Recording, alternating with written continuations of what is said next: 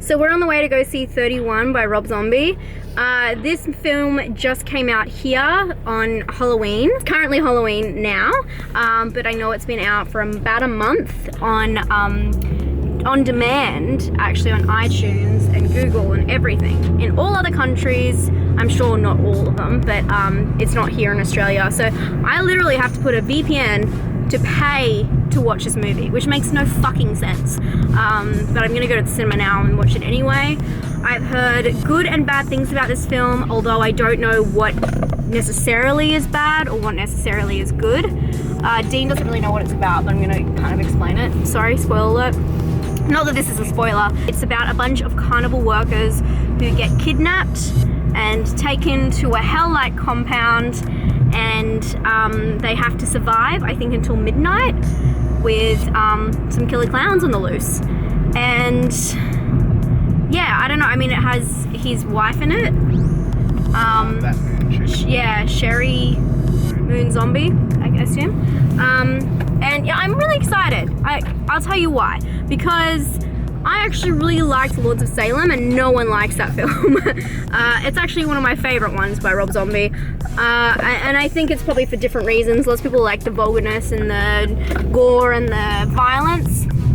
But I like that movie because it's actually got a really cool storyline, and no one thinks so. And I think visually it's beautiful. I really like the whole story about the DJ getting the vinyl that rocked up on their doorstep, and then it just like, you know, starting this whole satanic worship thing. I think that's so fucking cool. I don't know why people don't like that movie. So I think if people are saying that they don't like this movie, I'm probably gonna like it. Dean's also a fan of, I'm sure you're a fan of Rob Zombie, right? Yeah, I liked House of a Thousand Corpses and those sort of earlier ones. Yeah, Devil's Rejects. Yeah, Devil's Rejects. I think I've seen his Halloween remake with you. Yeah, and I wasn't like a that big too. fan of Lord of Salem. I found it a bit boring. I love that movie. Oh, really? Did you just say that? I like the remakes of Halloween as well. I think that it was really cool that he put his different spin on it and showed like a different point of view. It could have gone bad in so many different ways, but I thought it was pretty cool. Anyway, we're gonna go see what we think.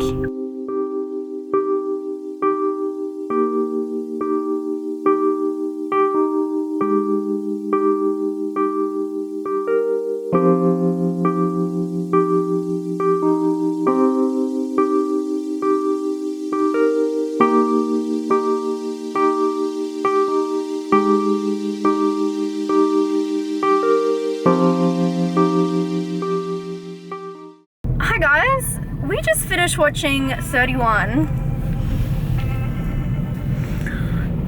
Pardon my French, that was fucking hectic. That was actually so much more hectic than I thought it was gonna be. Like, Yeah, it was jam-packed. straight off, if you have seen this movie and you didn't like it, let me know right now in the comments why you didn't like it, because I thought it was really good. And for anyone who likes Rob Zombie, it definitely, for me, the initial feeling I had was it totally mixed like the newer elements, like Lords of Salem, like the visually pleasing aspects, in with like the old school fans who are fans of like House of a Thousand Corpses and Devil's Rejects, and you know, had that old vulgar thing going on, but it had such a good mix. And then it had this element that was just the most intense thing I've ever fucking seen. Like, it had, I think that is probably one of the most intense movies I've ever seen. And I'm not sure if it was partly because we saw it in the theatre, because it was such a good theatrical film. I don't know if it would have translated as well onto the small screen. I'm so glad I didn't have the opportunity to watch this on demand before seeing it at the theatre, because it was so fucking good. And it was also, we also had like a little pre-roll. It said it was meant to be introduced by Rob Zombie, but it was kind of introduced by some of the cast, and they just talked about scenes and stuff, which we thought, oh man, these are spoilers, but they actually weren't, so it all worked out. The guy was, the main character was talking about a sex scene with a porno, and like and I was like, oh man, and this is going to be like this crucial scene in the movie. It's and not, it totally yeah. wasn't at They all. picked scenes on purpose that obviously weren't crucial, so that was good. And it was pre-recorded for Australia too, like they spoke about Australia in it, so that was pretty cool, and that was like a really nice touch, especially in a Halloween night. The film is pretty much about what I said it was.